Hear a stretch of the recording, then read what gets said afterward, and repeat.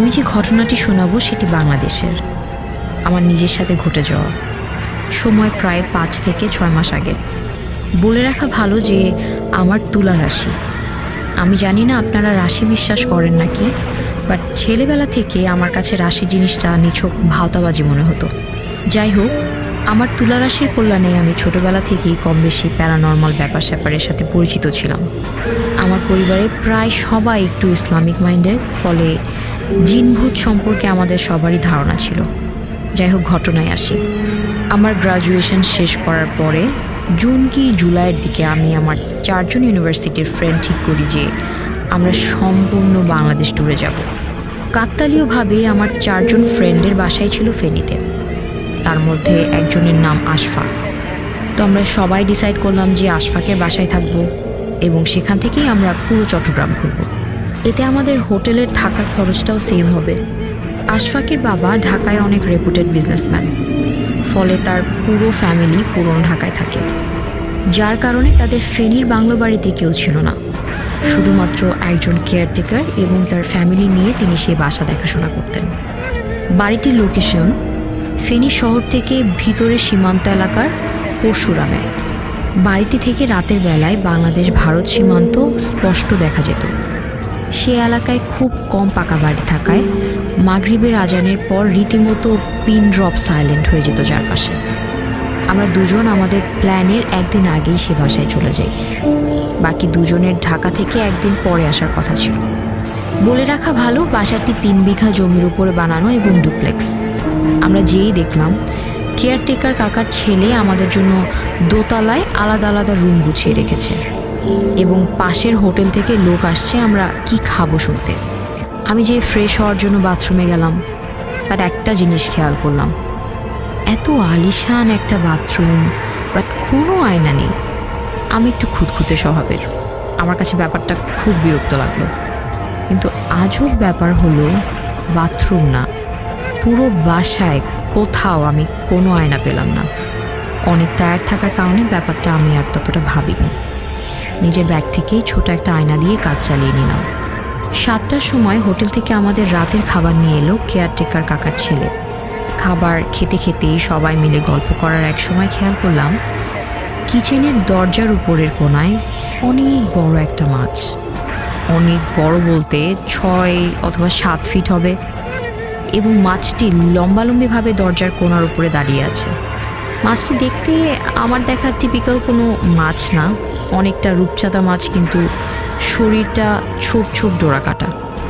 বাসায় নতুন হয় আমি ভাবলাম এটা কোনো শোপিস হবে হয়তো। আমি আশফাককে ডাকতে যেয়ে দেখলাম মাছটি নিচে পড়ে গেল। এটা দেখে আমি প্রচুর ভয় পেলাম।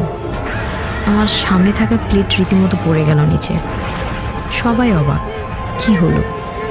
আমি প্যানিক করতে করতে সবাইকে বললাম, বাট খেয়াল করলাম কেয়ারটেকার চাচা আমার কথায় এইটুকু ইতস্ত হলেন না। উল্টো উনি বললেন, মনে হয় বাঁধনগুলো আবার লাগাইতে হবে। এই কথার মানে আমি তখন না বুঝলেও পরে ঠিকই বুঝেছি। খাওয়া দাওয়া করে আমরা রাত 2টায় 3 জন 3টে আলাদা রুমে ঘুমাতে যাই। বলে রাখি, আমার স্মোক করার অভ্যাস থাকায় ব্যালকনিওয়ালা রুমটি আমি নিই। ভোর 3টা কিংবা 3:30টার দিকে আমার ঘুম ভেঙে যায়, কোনো শব্দে না।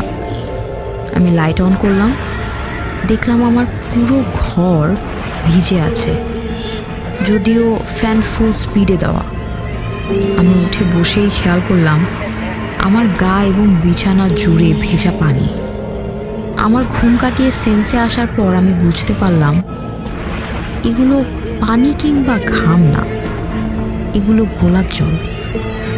আমি কিছু বুঝে ওঠার আগেই দেখলাম খাটের নিচ থেকে একটা সাদা বিড়ালের মতো, পুরোপুরি বিড়াল না কিন্তু এমনই একটা প্রাণী চলে গেল আমার খাটের নিচের দিকে। আমি এটা দেখে এত ভয় পাই যে চিৎকার করে পাশের রুমে যাই, কিন্তু কাউকে না পেয়ে আমি নিচতলায় যেতে যেতেই সেন্সলেস হয়ে যাই।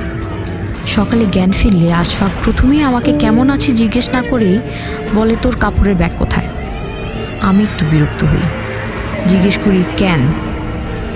ও আমাকে বলে, সত্যি করে বলতো তুই তোর সাথে কোনো আয়না আনছিস নাকি?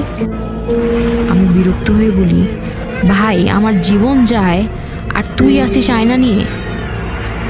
আশফাক আমাকে শুধু একটাই কথা বলে, শুধু তোর না, আমাদের সবার জীবন যায় যায়, তাড়াতাড়ি আয়নাটা নিচে নিয়ে আয়। আমি উঠে নিচে যেতেই দেখি কয়েকজন হুজুর আর ইতিম বাচ্চা। দেখে মনে হচ্ছে বাসায় মিলাদ।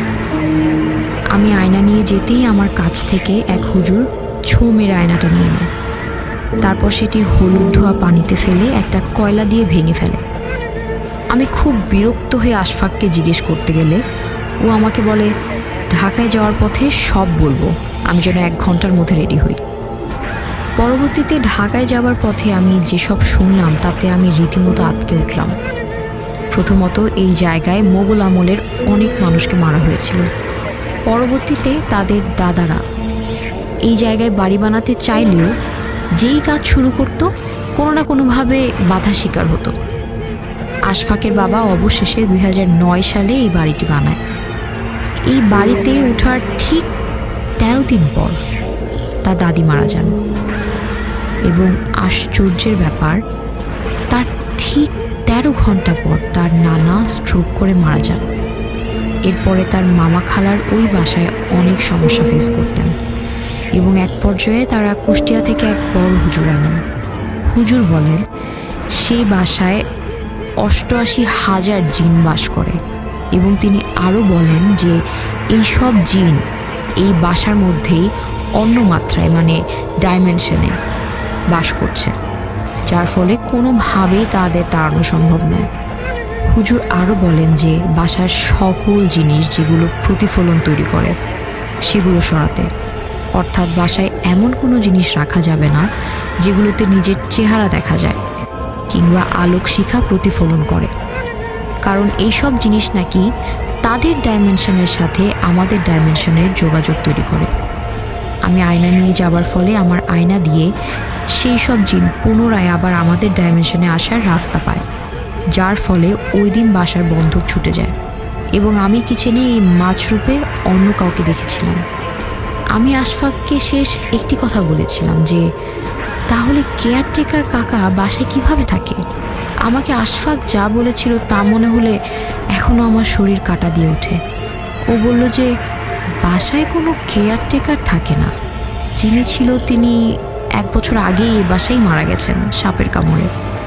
তার ফ্যামিলি এখন ঢাকায় আশফাকদের বাসায় থাকে আর তার ছেলে ফেনী শহরে সিএনজি চালায়। আমি ব্রাহ্মণবাড়িয়া জেলার বিজয়নগর থানার কাশীনগর গ্রামে থাকি।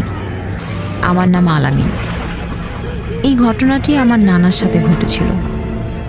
আমাদের এলাকাটা ছিল ঝোপঝাড়ে ভরা। আমাদের গ্রামে বিখ্যাত একটা পুকুর আছে, সবাই 8 পায়রা পুকুর নামে চেনে। আমাদের জেলায় এর থেকে বড় পুকুর কোথাও আছে বলে আমার জানা নেই। এই পুকুরটা নাকি পরীরা করেছিল। এখানে প্রায় সময় বিভিন্ন জিনিস ভেসে উঠত। কারো কিছু প্রয়োজন হলে নাকি এখানে পুকুরে এসে চাইলে সকালে তা ভেসে উঠত।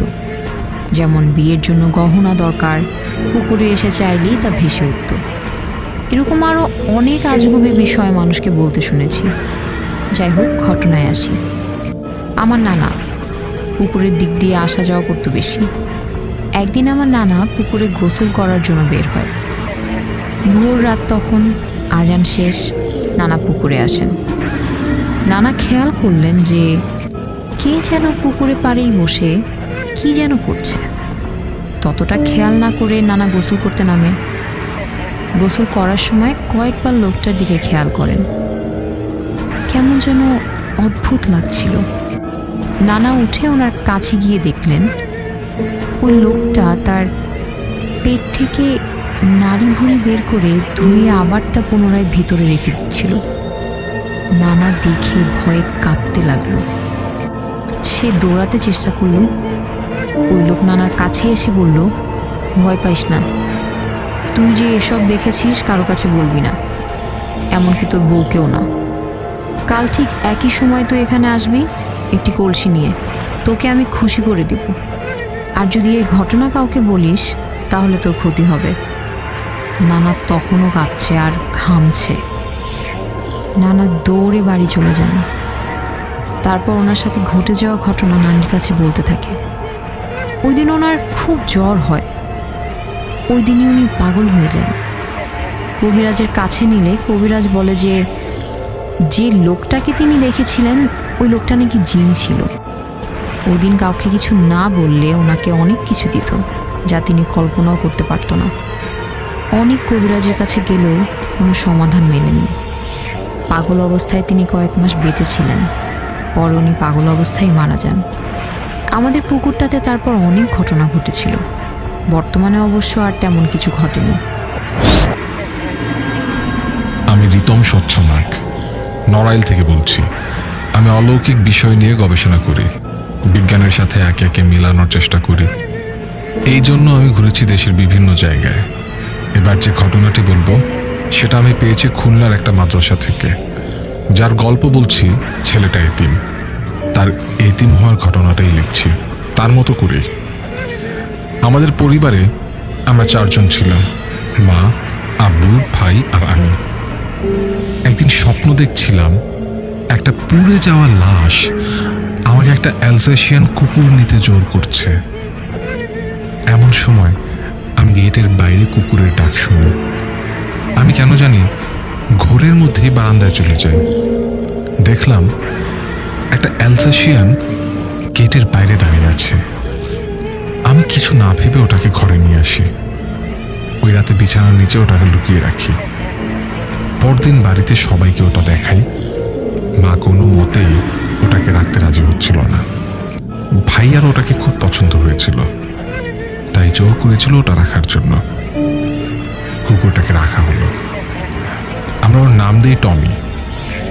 কিছুদিন পর থেকে অদ্ভুত কিছু ঘটনা ঘটতে থাকে। আমাদের বাড়িতে সব জায়গায় আষ্টে পচা গন্ধ বেরোতে থাকে। খোঁজ নেওয়া হয় কিন্তু কিছু পাওয়া যায় না। একদিন আমি স্কুলে যাচ্ছি, হঠাৎ একটা বড় কুকুর আমাকে তাড়া করে। কোথা থেকে টমি এসে কুকুরটাকে চেপে ধরে আর ওটাকে মেরে কামড়ে কামড়ে খেতে থাকে। ওই সময় ওকে দেখে আমি কেন যেন ভয় পেয়ে যাই। আমি বাড়ি আসলে আমার হঠাৎ বমি শুরু হয়। ওই দিন আমার মা লক্ষ্য করেন টমি আজানের সময় কোথায় যেন চলে যায়। মা এটা আব্বুকে বলেন। পাত্তা না দিয়ে আব্বু বলেন কুকুর ওটা যেতেই পারে কোথাও, এটা নিয়ে এত ভাবার কিছু নেই। একদিন সকালে মাকে আমরা অজ্ঞান অবস্থায় পাই। সুস্থ হয়ে মা যা বলেন তা এরকম যে তিনি রাতে জল খাওয়ার জন্য উঠেছিলেন, তখন হঠাৎ দেখলেন ভাইয়া নিজে গিয়ে উঠানে শুয়ে পড়ল। তিনি কাছে যেতেই দেখলেন একজন মহিলা তার পাশে বসে আছে। তিনি কে তা যখন মা জানতে চাইলেন তখন মহিলাটা ঘুরে বসে। মা দেখলেন মহিলাটার মুখটা পোড়া। সে যখন হাসি দিল তখন তার মুখের মাংস খুলে তার হাতে এসে পড়ে আর মুখের এক পাশের কঙ্কাল বেরিয়ে যায় আর সে চিৎকার করে হাসতে থাকে। আর ওই সময় একটা পোড়া কুকুর তার উপর ঝাঁপিয়ে পড়ে আর তিনি জ্ঞান হারান। তারপর 7 দিন মায়ের খুব জ্বর থাকে। 7 দিন পর মা মারা যান। একদিন ভাইয়া বাবাকে বলল ও পরদিন চলে যাবে, ঢাকায় তার কলেজে কাজ আছে। ওই দিন সারাদিন টমিকে খুঁজে পাওয়া গেল না। মা মারা যাওয়ার পর আমি বাবার সাথে শুতাম। রাতে ভাইয়ার কোমানি শুনে আমরা দুজনে ছুটে গেলাম। দেখলাম ভাইয়া নিজের গলা চেপে ধরে দাপাদাপি করছে। বাবা হাত সরিয়ে দিল, কিন্তু ভাইয়া একইভাবে দাপাদাপি করেই চলেছে আর টমিকে দেখছে। বলে রাখি, আমরা গিয়ে দেখি টমি ওখানে বসে আছে। একটু পর আস্তে আস্তে ভাইয়ার শরীরটা লুটিয়ে পড়লো বিছানায়। আমি আর বাবা পাথর হয়ে দেখলাম ভাইয়া মারা গেল। বাবা কান্নায় ভেঙে পড়ল। আমি যে কি করব বুঝতে পারছিলাম না। পরদিন ভাইয়াকে কবর দিয়ে আমরা সারাদিন কেঁদেছিলাম। রাতে বাবা আমার হাতে কিছু টাকা দিয়ে কিছু খাবার কিনে আনতে বলেন। রাত তখন প্রায় 12টা। আমি অনেক খুঁজে পাউরুটি নিয়ে আসলাম। এসে দেখলাম ঘর খুটখুটে অন্ধকার। আমাদের ঘরে রোড লাইটের আলো আসতো। তার আলোতে দেখলাম একটা দেহ মেঝেতে পড়ে আছে, আর টমি ওটা খাচ্ছে। আমি টমকে ডাকলাম, হঠাৎ দেখলাম একটা অবয়ব, যা একটা মহিলা। আমি জিজ্ঞাসা করলাম, কে? রোড লাইটের আলোয় দেখলাম সেই রকম পড়া মহিলা। সে অট্ট হাসি দিয়ে বলল, জানিস না রাস্তায় পাওয়া জিনিস নিতে নেই। টমিকে দেখিয়ে তারপর বলল, ও আমার। এই বলে ও মেঝেতে উল্টে থাকা দেহটাকে সোজা করে দিল। আমি দেখলাম আমার বাবার দেহ পড়ে আছে। আর কোথায় টমি? একটা পোড়া কুকুর